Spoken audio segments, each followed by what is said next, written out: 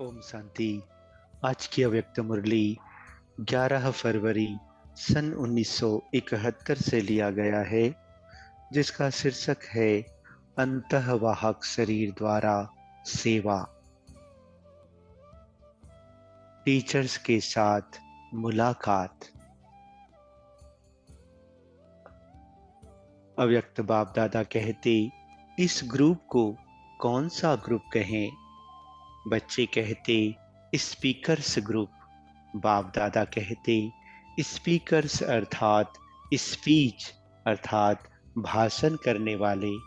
Speech के साथ speed अर्थात रफ्तार भी है, क्योंकि स्पीच के साथ साथ अगर पुरुषार्थ की स्पीड भी है तो ऐसे स्पीच करने वाले के प्रभाव से विश्व का कल्याण हो सकता है।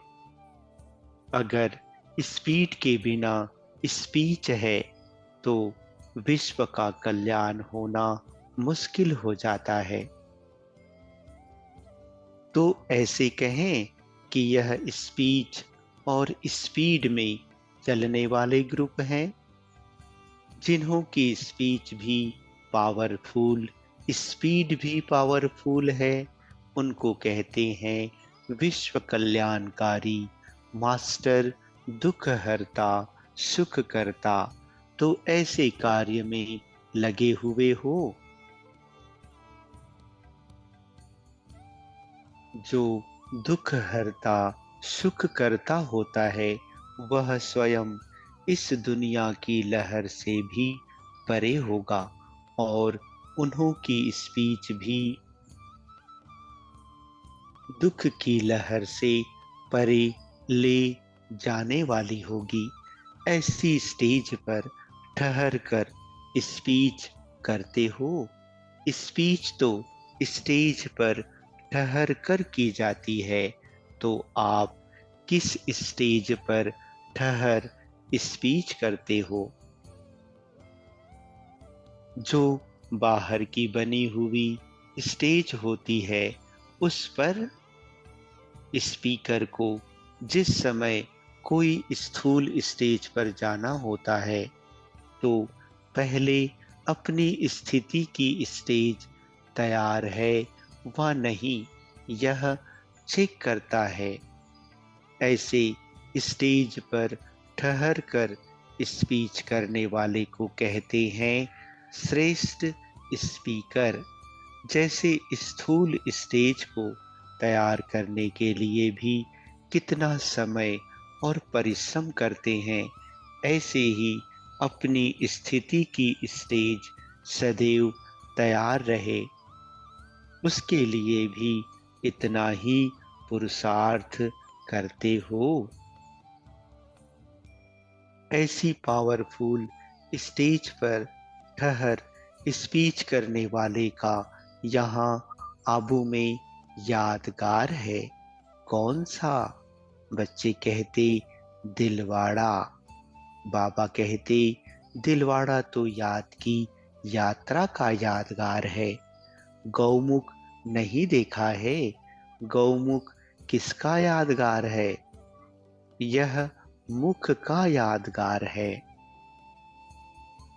जैसे बाप का यादगार है गौमुख, क्योंकि मुख द्वारा ही सारा स्पष्ट करते हैं, इसलिए मुख का यादगार है।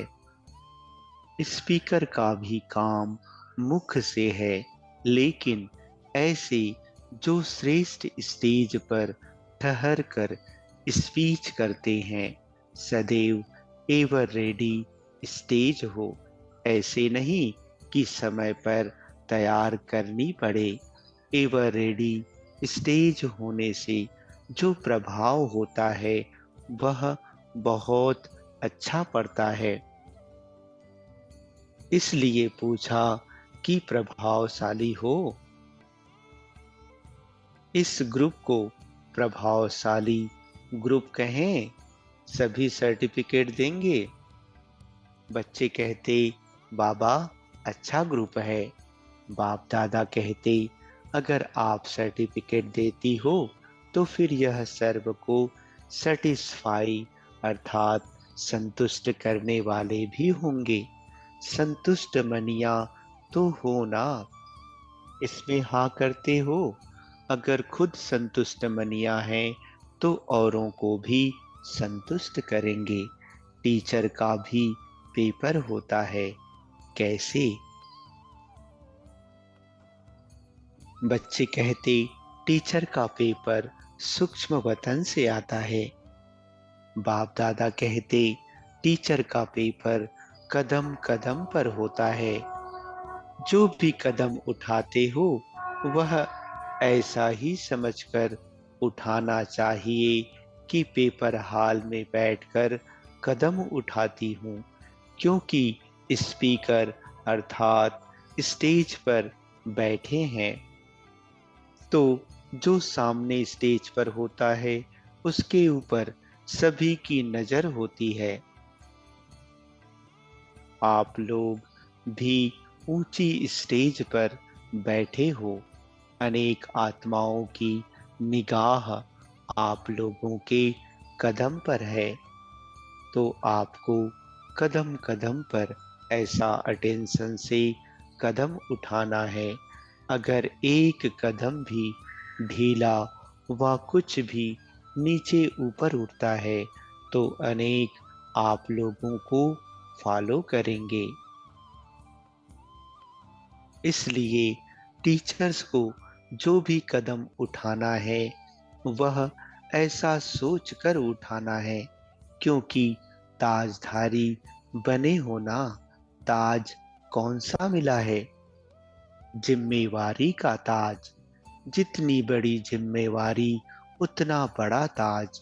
तो जो बड़ी जिम्मेवारी मिली हुई है तो अपने को ऐसे निमित्त बने हुए समझ करके फिर कदम उठाओ। अभी अलबेलापन नहीं, ताज व तख्तधारी बनने के बाद अलबेलापन समाप्त हो जाता है। अलबेलापन अर्थात पुरुषार्थ में अलबेलापन।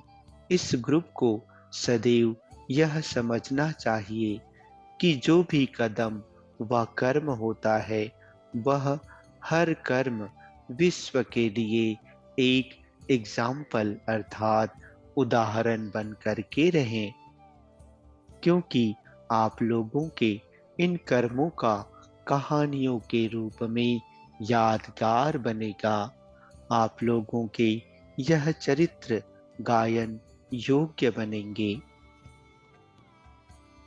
इतनी जिम्मेवारी समझ करके चलते हो।